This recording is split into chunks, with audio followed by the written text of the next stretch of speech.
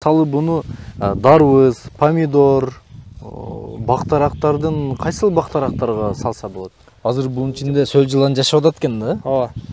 Ачыңызчы. Ачып астын. Мынакей даяр болгон биогумус. Бул уже эленип салганга даяр экен, Ооба, ушундай болот. Ошого канчалык өлчөмдө салыш керек? Канчалык жедет?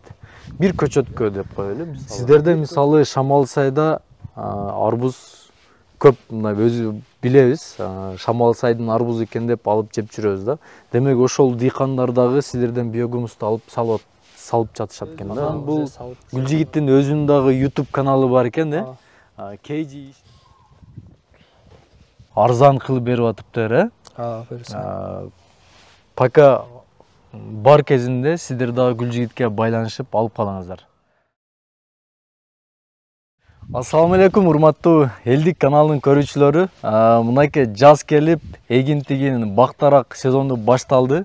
Ошону менен биргеликте биз сиздерге биогумус жөнүндө сонун бир пайдалуу видеону тартуулайлы деп чечтик. Буюрса бизге бул жакта Гүлжигит деген жигит турат. Биогумустун пайдалуу жактарыны, кандай дарактарга колдонсок болот, буну кантип өстүрсөк болот, деги эле бул бизнести кандай жүргүзсө болот, ошол боюнча бизге сонун кылып маалымат айтып бересиз. Бул Гүлжигит өзү жашы эле 24 экен, жашы негизи. Анан биогумус, анан кийин Павлония деген бактаракты дагы бул бир жаңылык деп койсок болот. Ушундай сонун бактаракты дагы өстүрүп атыптыр. Видеону акырына чейин көрсөңүздөр, ошол маалыматтар боюнча сиздерге сонун бир видеону тартууламакчыбыз. Ал эми достор, бул биз турган жердин адресини айта кетейин. Азыркы учурда биз Жалал Абад областына караштуу Аксы районундагы Кызылжар айыл өкмөтүнүн Калпак деген айылында жүрөбүз, Калпак. Ооба. Сиз эми канча болду буну менен алектенгениңизге? Бу менен алектенгенибизге 2 жыл болуп калды. 2 жыл алдын Россияда иштеп жүрүп, Кыргызстанга барып бир иш баштайлы, иштейли деп Москвада жүргөндө ниет кылып ал жактан алдыртканбыз, через интернет аркылуу. Бул жактан ал жакта жүрүп эле 1 ящик 10 килограммдай алдыртканбыз сөл жыланды. Анан келгенимче ал уже анча көбөйүп калыптыр. Мен жазында заказ берип алдыргам. Жайында келип карасам уже анча көбөйүп калыптыр да. Өтө тез көбөйүптүр. Анан кызыгып дагы бир 50 000 сомдук дагы алдырттым. Өтө тез көбөйдү. Анан көбөйтүп уже ал акчалар полный чыгып, уже прибыльга кирип, пайдасы өтө жакшы. Биогумус өсүмдүккө, бардык эле өсүмдүккө керектүү болгон ичинде элементтери бар. Ошол эле темир, ошол сыяктуу жана өсүмдүккө бардык керектүү болгон элементтери биогумустун ичинде баарысы бар. Бул биогумусту азыркы салып аткан химический удобрениялардын ордуна салса, аларга караганда узак убакка анан натуральный удобрение болуп берет. Берки дарыларга караганда узагыраак убакыт эффектиси кармалып турат экен, Натуральный ден соолукка да өтө пайдалуу өсүмдүк жетиштирип алса болот. Биогумус деп өзү кандай, мен мындай түшүнөм да, сөл жылан тамактанып, анан чыкканда отходу, ошонусу биогумус болуп эсептелинет. Бул жакта даяр биогумус. Буну уже былтыр жастан бери турган биогумус. Буну уже элегендерибизди каптап элдер алып атат. Бизде дагы дарбыз коон, айрыкча дарбыз коон көбүнчө эгет. Дарбыз коондорго биогумусту атайын өндүрүп стаканга салып, ушул биогумуска болуп атат. Ошол жагында сурай кетейин. Мисалы буну дарбыз, помидор, бактарактардын кайсыл бактарактарга салса болот? Же бул айырмасы жок, бардык өсүп аткан өсүмдүктөрдүн баарысына өтө пайдалуу.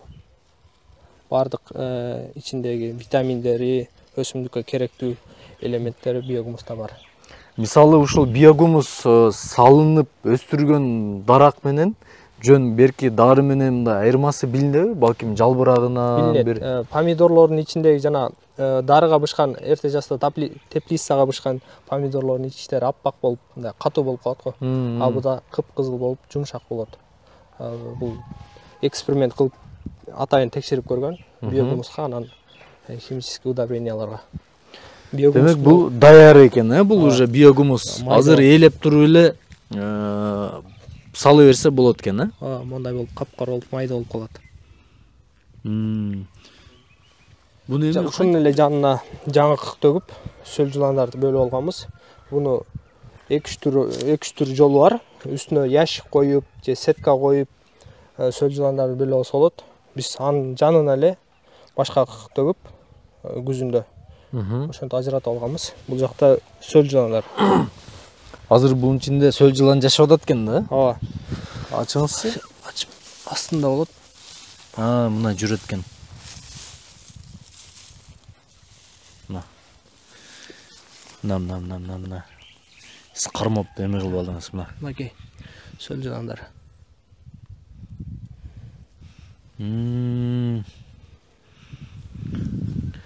Ушундай. Ушулар биздин мөбө жемиштерге күч, дары болуп берет экен да. Атайын муну Алла Таала да ушинтип жаратып коюптур.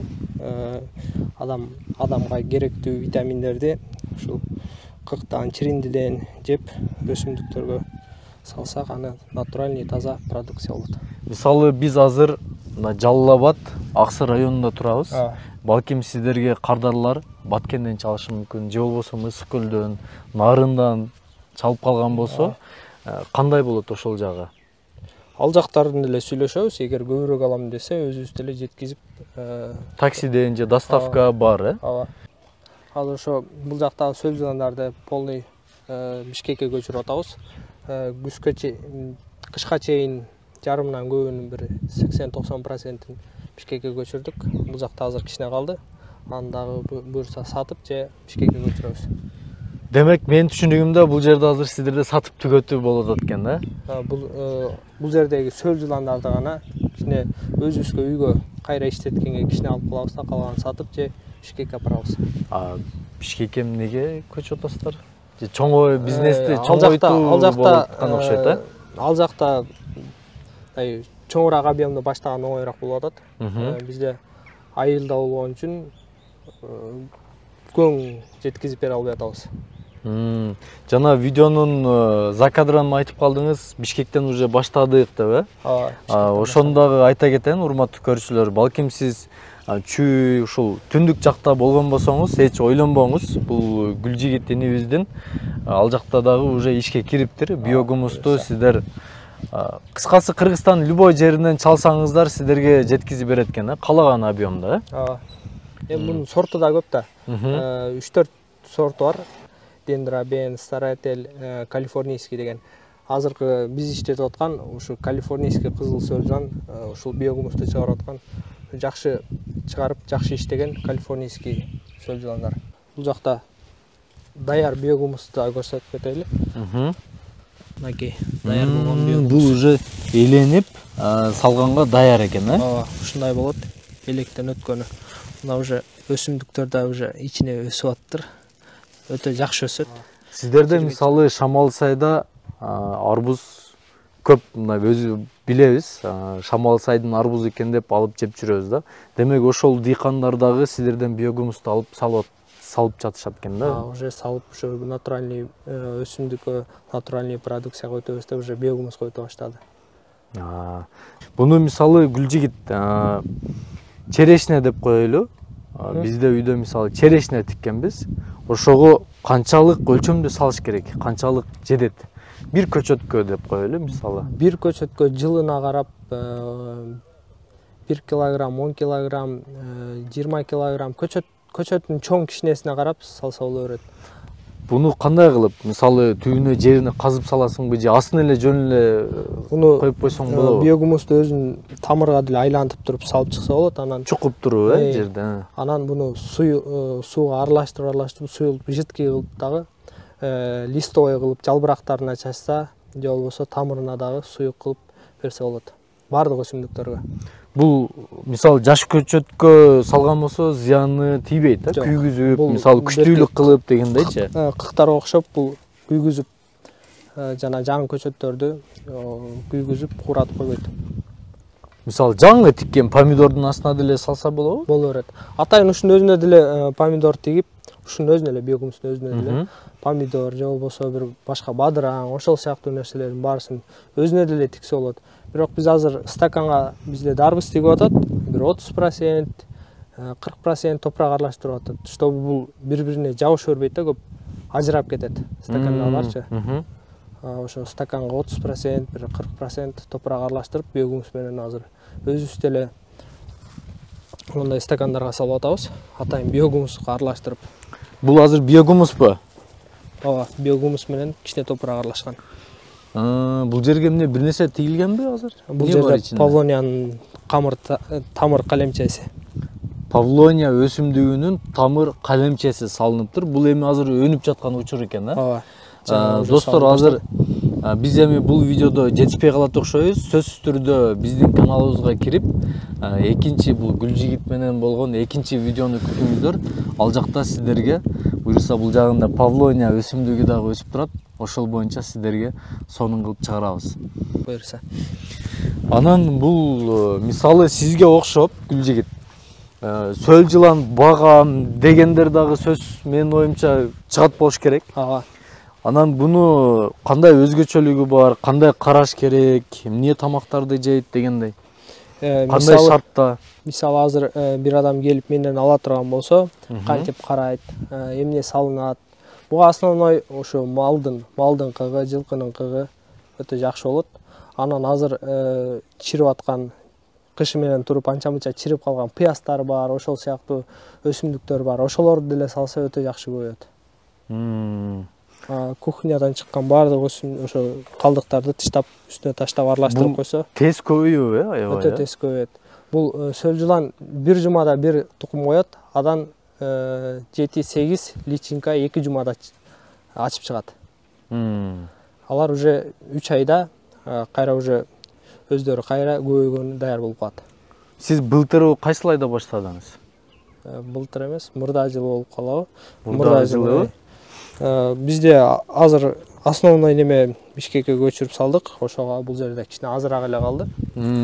А так бизде да өтө жакшы көбөйдү. Анан жайында биз кык табып жетише албай калдык. Жайы менен ачка жатты булар. Ушул неменин биогумустун үстүндө. Анан күзүндө жамгыр жааганда бүт могу жанындагы кыктарга өттү. Бул сөл жыландын демек основной негизги тамагы кык экен да. Малдын кыгы. Эгерде көбөйтүп сөл жылан боюнча бизнес кылам деген болсоңуз, булардын тамагы ошол алдын ала кыкты ойлош керек экен да, каяктан табам деп. Бул жака деле могу сарайды былтыр жок эле, былтыр күзүндө салдык. Атайын ушул биогумусту тамак ашын өзүбүздөн чыгып, кенен чыгып турсун деп атайын муну былтыр салдык. Бирок эми хоть 5-6 малдын деле кыгы жетишпесе керек менимче, эгерде көбөйгөн болсо, өтө көбөйүп кете турган болсо жетишпей калат. А так мындай өзүнүн огородуна, өзүнүн мисалы тамак ашка, күнүмдүк турмушка иштетилүүчү помидор, ошол эле бадыраң, картошка, өзү кичине эле объемду баштап, өзүнүн ошол огородундагы нерселерди натуральный удобрение менен салып өзү жеп турса болот. Өзүң үчүн, өзүң огородуң үчүн. Мисалы сизге окшоп ушундай бизнес кылам деген болсо, эми сөзсүз түрдө көбүрөөк объемго чыгыш керек болот. Көбүрөөк объемдо баштаса бул тез эле көбөйүп кетет.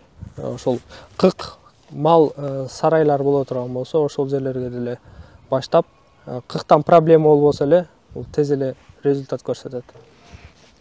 Чөтө жакшы бизнес окшойт. Гүлжигиттин билгени бар да деп элечи, бул бекеринен Бишкекке көчүп аткан жок жобойт деп эле. Жакшы бизнесиңиз өсүп өркүндөй берсин. Сиздей жаштар көбөйсүн. Кыргызстаныбыз өнүгүп өссүн. Дагы эмне айта турган нерселер бар? Буну кандай карайт? Суу чачабы кандай ошол сыяктуу. Анан Гүлжигит буга мисалы тамак ашын бергенден башка да кандайдыр бир эмелери барбы? Суу берип дегендей, өзгөчө балким мамиле кылып дегендей, же сүйлөш керек. Ушундай кылып туруп эле пескоблок болбосо, бир чекезин такта менен, бирдеке менен, шифрлар менен, ардеке менен тоступ эле, мындай аккуратныйраак кылып туруп, ушундай баштап туруп, суудан жайында күнүнө бир жолу чачып турса, буну 70-80% нымдуулукту кармап туруш керек. Мындай колго алып мыжыкканда 1-2 тамчы суу чыгып тура тургандай даражада болуш керек да. Анан жайында өтө ысыкта мындай сарайлардын ичинде же бир салкыныраак жерге баккан жакшы. Себеби күн ысыкта кык өзү да кызыйт. Ошо салкыныраак жерде баккан жакшы. Ал эми андай шарт болбой турган болсо, самандан, ошол сыяктуу пакалдан бетине жабып салкындаса да болот. Анан Гүлжигит, булар деген кышында кандай болот айтмакчы? Кышында деле ушулмойдон эле турду. Сөл жыландар андай деле мындай Суукка чыдамдуу болобу? Назик болбойт, суукка да чыдамдуу, өтө чыдамдуу болот. Ысыкта деле булар ушул эле жерде турат. Өтө ысыкта астына түшүп кетет, суукта деле астына түшүп кетет. Анан нормальный погода боло турган болсо, основной жазында, апрель, май ичинде булар бетинде, көбүнчө бетинде болот. Погода нормальный, азыгы жетиштүү болсо, өтө жакшы көрөт. Жамгыр жааса, мөндүр жааса эч кандай зыян тийбейт. Ачык асманда ачып жасай бересиң. Демек сизде быйылкы катуу ызгардуу суук болду, ал суукта дагы эч кандай зыян тийген жок, э? Бизде -22 градуска чейин чыкты. Ушул эле жерде турду. Анча-мынча жерлери 10 сантиметр болгон жерлерине да эчтеке болбоду. Бирок ошол жерлерди суук болуп тоң түшкөндө булар ылдыйына түшүп алат да. Кичине жылыганда уже көтөрүлө баштады булар. Жаз келип уже бетине чыга баштады, уже сөл жыландар. Тоңгондо тамакты кандай кылып берип аттыңыз кышында? Ушул эле жерлерге былтыр күзүндө тыштап койгонбуз. Өздөрү ушуну кышы менен секин өздөрүнүн жанын багып турат да, уже жаз келгенде, күн ысыганда булар активдешип баштайт, тукум коюп, көбөйө баштайт. Бул деген демек баягы мен мындай түшүнүп, каждый бир жумада бир тамак салып турат окшойсуң депчи, андай эмес окшойт да? Жок. Бир салып коесуң, бир канча айлык. 3 айда бул уже ошону полный жей турган даражада салабыз сөл жылан. Мисалы 100 килограмм кыкка 10 килограмм сөл жылан алып таштасаңыз, 3 айда ал уже даяр биогумус болот. Канча килограммга канча дейсиз? 100 килограммга? 100 килограмм кык боло турган болсо, ага 10 килограмм салып бир 3 ай күтсө, ал уже даяр биогумус болот. Нормасы өзү 10 килограммга 1 килограмм да. Гүлжигиттин өзүнүн дагы YouTube каналы бар экен, э? Кейжишкер деген өзүбүздүн каналыбыз бар. Ал жакта да полный ушул биогумусту качан баштаганбыз, колонияны качан баштаганбыз, кантип карайт, полный өзүбүз тартып видеого жүктөп турган каналыбыз бар, Кейжишкер деген. Анан дагы бир жолу басым жасап айта кетейин, урматтуу көрүүчүлөр. Азыркы учурда мына бул жердеги биогумусту сөл жыланды сатып түгөтүү болуп атыптыр. Арзан кылып берип атыптыр, э? Буюрса. Пока бар кезинде сиздер дагы Гүлжигитке байланышып алып калыңыздар. Урматтуу көрүүчүлөр, мен ойлойм видео сиздерге абдан сонун жакшы, пайдалуу болуш керек деп ойлойм. Колдон келишинче Гүлжигит экөөбүз аракет кылдык сиздерге жакшы маалымат бергенге. Көрүшкөнчө. Ассаламу алейкум. Болду. Канча